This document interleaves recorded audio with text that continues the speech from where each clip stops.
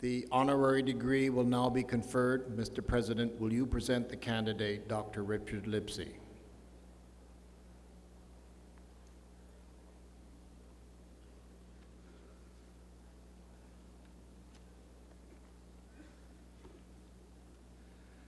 Mr. Chancellor, I am honored to present one of the world's leading economists, Professor Emeritus Richard Lipsey. For more than 50 years, Dr. Lipsey has brought to his discipline the analytical talent of the scientist and the passion and insight of the artist. He has earned the admiration of colleagues around the world for his rare ability to combine theory and practice, to provide original theoretical insight into key problems in economics, to develop cogent public policy recommendations based on the application of fundamental economic theory and analysis, and to teach generations of students a rich understanding of complex new developments and controversies in the field. A native of British Columbia, Richard Lipsey completed his PhD at the London School of Economics and then embarked on a career lauded for its richness and diversity. From the very beginning, when he published seminal papers on the general theory of the second best and the theory of customs unions, a general survey, until most recently with the publication of his 2006 Schumpeter Prize-winning book entitled Economic Transformations, General Purpose Technologies and Long-Term Economic Growth, Dr. Lipsey has produced work of groundbreaking importance. His bold thinking on general equilibrium theory has had a profound influence on contemporary economics, and he has furthered research in several areas, including micro and macroeconomic theory, international trade, industrial organization, and the development of technology and innovation. A gracious and generous scholar, Richard Lipsey has devoted himself to education, teaching in the classroom and throughout the community. Prior to joining our faculty, he taught at several institutions, including the University of Essex and Queen's University, where he was Sir Edward Peacock Professor of Economics. Here at SFU, he has inspired colleagues in the development of one of this country's foremost economic departments and has inspired generations of students to think deeply about the nature of their subject. But in a profound sense, the entire country has been his classroom. For Richard Lipsey is one of those scholars who believes that theory must be applied. His major texts have been the basis for educating Canadian economists for over a half-century. He has engaged willingly in policy debates, especially playing a leading role in the debates leading to the adoption of the North American Free Trade Agreement, but more generally giving astute advice to government and broadening the discourse in the social sciences on questions of public policy. A prolific author, he has written several essential textbooks, more than 150 specialized research papers, and numerous articles for the lay public. Many organizations like the Canadian Institute for Advanced Research and the C.D. Howe Institute have benefited from his leadership, wisdom, and scholarship. Richard Lipsey has received numerous honors. He is an officer of the Order of Canada, a fellow of the Royal Society of Canada, and in 2005, the Social Sciences and Humanities Research Council presented him with its gold medal for lifetime research achievement. 8 universities have recognized his contributions with honorary degrees, and Simon Fraser University today joins that distinguished company. Mr. Chancellor, on behalf of the Senate of this university, I ask that you now confer on Dr. Richard Lipsey the degree Doctor of Laws, honoris causa.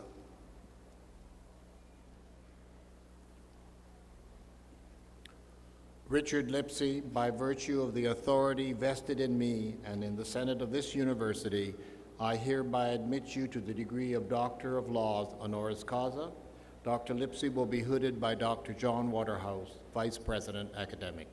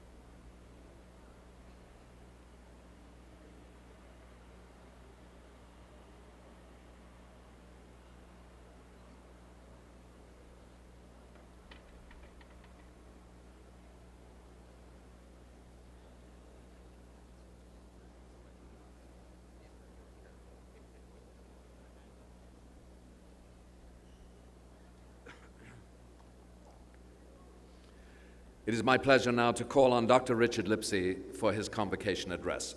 Dr. Lipsey?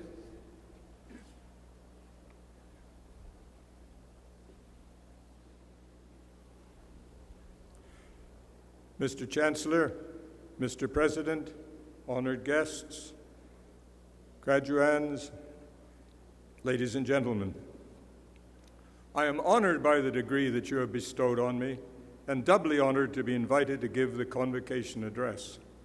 What I want to do today is to share with you some thoughts about being a Canadian.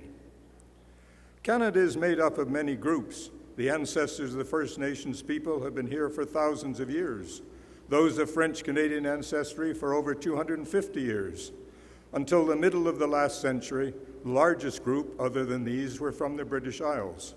There was significant immigration during the 19th and early 20th centuries, but the immigration that truly transformed our society began after the Second World War and is yet to end. It was mainly European at first, then slowly shifted to be more from India and East Asia, with strong contingents from other places, including the West Indies.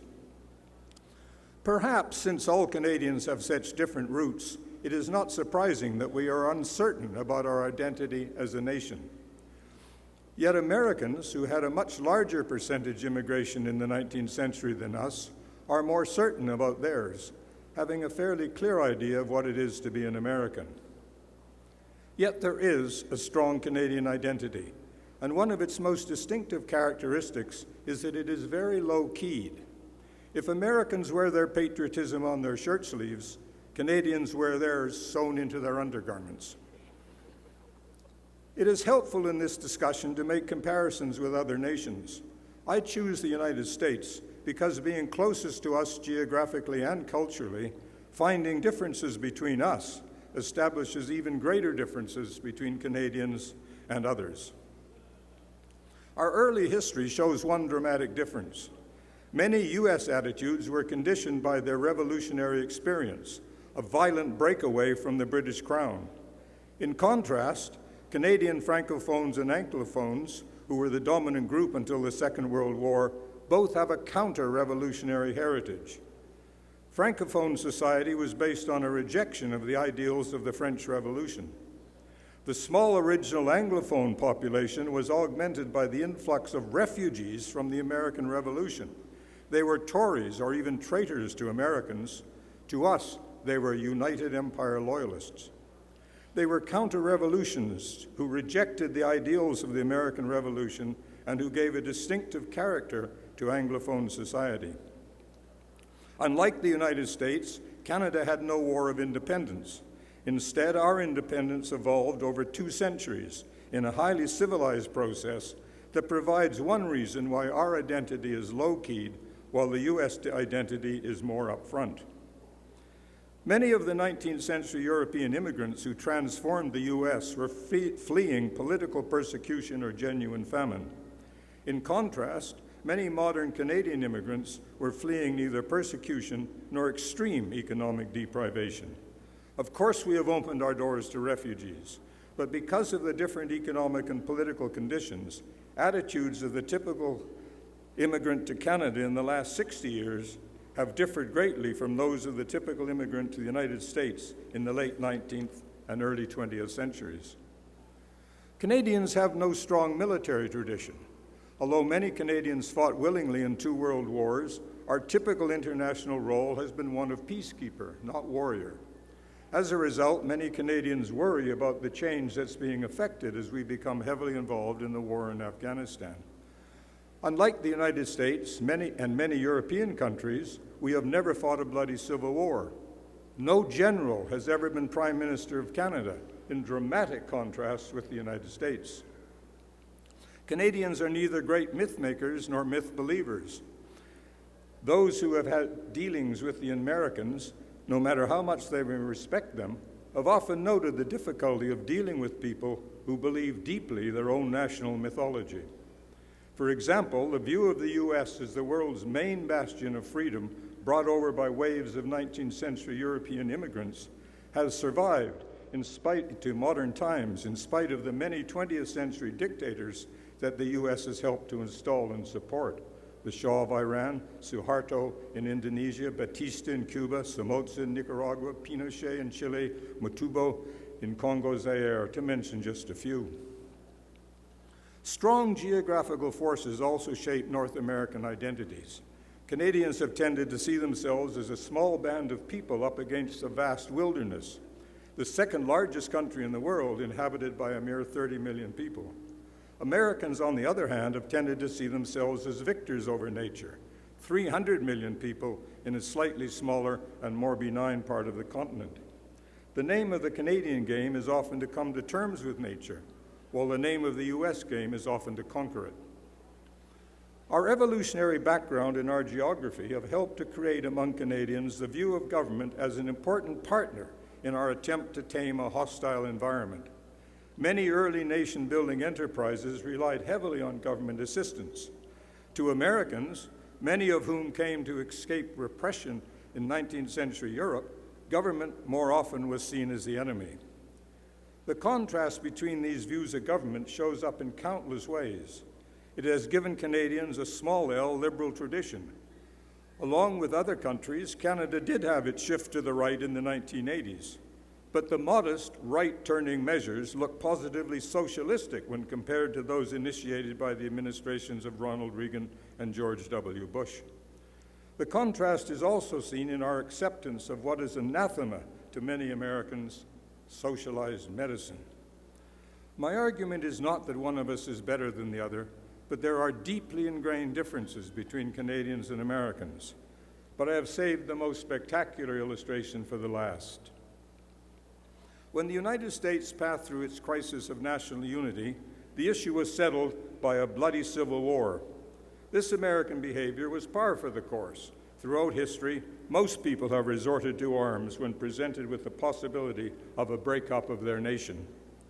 Canada's crisis of national identity began in the 1970s with the election of a separatist government in Quebec. Faced with this prospect, what did Canadians do? We took to the debating stand. We held seminars, and in constant ways, we talked and we talked and we talked.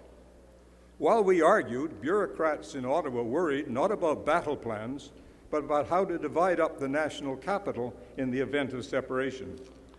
When the first national debate was over in 1980, what did we do? Well, we held a vote. And who did we let vote? The province considering secession voted, while the rest of us watched, making it clear that if Quebecers voted for separation, then separate they could. Later, when a second separatist referendum was scheduled just a decade ago, we debated if 50.1% voting for separation was enough. Tempers flared over that issue, but it never crossed anyone's mind to take up arms against each other.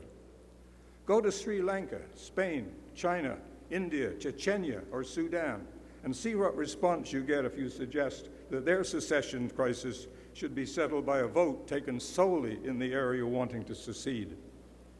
Indeed, we have dealt with our crisis of national unity in a way that has very few precedents. As movie material, our experience pales beside the United States' dramatic and bloody Civil War. Boring and unromantic it may be in comparison, but as an example of civilized conflict resolution, it stands superior to almost all experiences of separation crisis in all of human history. Now, if that's not something to be proud of, I don't know what is. Yet such is our low-keyed Canadian identity, such is our reluctance to blow our own horn, or even to know we have a horn to blow, that most Canadians regard our dealing with the correct crisis as something to be quickly forgotten. Instead, it should be celebrated, not because the separatists lost, for which I'm personally pleased, but because, win or lose, it was a wonderful example of piecemeal resolution of a potentially explosive conflict. So there is a distinct Canadian identity. It is deeply rooted in our history, our geography, and our human experience. Long may that identity stay low-keyed. Long may we not be national chauvinists. Although it will evolve in ways that are hard to foresee under the impact of further immigration, we can be confident that it will stay distinctive, that it will be something that others can admire, and something of which Canadians can be justly proud. Thank you.